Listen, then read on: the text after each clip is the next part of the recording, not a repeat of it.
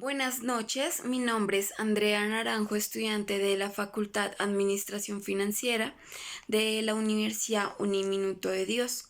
El día de hoy les voy a hablar sobre los hitos históricos del modelo de desarrollo dominante. ¿Qué son los hitos históricos? Hace referencia a acontecimientos más importantes que han surgido y que han generado impacto. Bueno, voy a hablar brevemente sobre ellos. Uno de los primordiales fue en el siglo XVI, donde se dio la época del descubrimiento, donde la ideología partió entre ricos y pobres, los países civilizados y países bárbaros. Así siempre se dividió eh, el mundo como tal.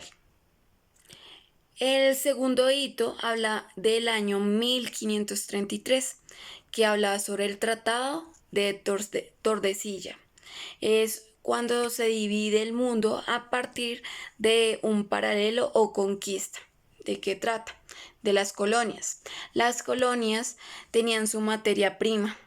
Ellos tenían todos sus recursos, se lo mandaban a los países desarrollados para que transformaran su materia prima, hicieran un cambio y nuevamente a los referidos se los devolvían prácticamente y obligaban a comprar sus propios productos o bueno, su propia materia prima pero transformada a costos muy elevados, y eso fue una de las causas por las que se dio la revolución industrial. El tercer hito habla sobre el año 1949. Fue una era de desarrollo por el presidente Truman. Él fue la persona quien planteó una política de desarrollo para los países menos avanzados. Ese fue considerado uno de los mejores presidentes, ya que pudo alcanzar a estandarizar la cultura y la economía del occidente por los países de Asia, África y América Latina. Se volvieron países subdesarrollados gracias a él. El cuarto se dio en el 2003, de que habla sobre el Banco Mundial. Él ilustró sobre un desarrollo entre los países ricos y pobres. Se reflejó la gran diferencia entre los costos, es decir, en los países ricos eran muy elevado el costo, por ejemplo, el de la salud era uno de los países más elevados, el valor. En cambio, en los países ricos, los países pobres era uno de los países más económico, los gastos, por decirlo así, pero asimismo ellos vivían muy endeudados por los países desarrollados. Bueno, en mi punto de vista, en la actualidad aún se manejan cosas que yo mencioné y que eso pasó hace muchos años. ¿De qué hablamos? La clasificación social. Actualmente aún se maneja eso de quién es el rico, quién es el pobre, de los estratos. Se maneja todavía eso y no hay como una ni siquiera asimilación de igualdad en un país, sino el de estrato alto, estrato medio y estrato bajo. Entonces, le damos más prioridades al estrato alto. Tristemente, al estrato bajo no tiene los mismos beneficios u oportunidades, ya sea en el estudio, salud, en alimentación. No es lo mismo.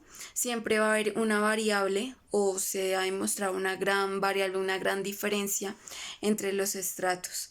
Entonces, esto vuelve al país un poco más eh, no es desarrollado como tal aún por esta misma razón, porque el país no se convierte en no tienen una ideología de superarse en a sí mismo. Otro ejemplo, por ejemplo, en el café. El café, los campesinos son las personas quien los cosecha, los recoge, hace todo el proceso de preparación, pero los llevan a otros países. para que hagan un cambio o algo, alguna transformación y lo envían. Y al final de todo, nosotros mismos somos los que compramos ese café, pero más caro. Entonces estamos dándole la misma vuelta a la misma historia.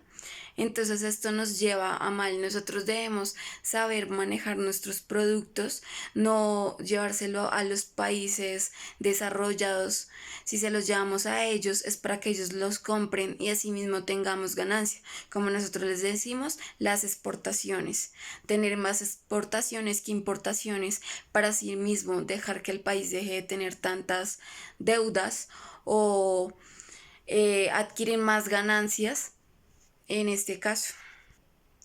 Bueno, finalizando, mi última conclusión es que en este país aún es muy notorio que es un país de pobreza.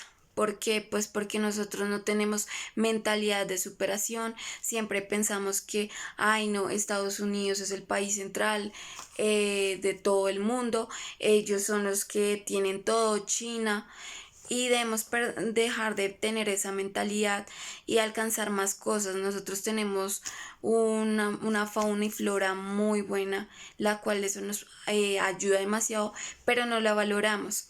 Debemos aprender más a superarnos y que nuestro país se vuelva un país subdesarrollado.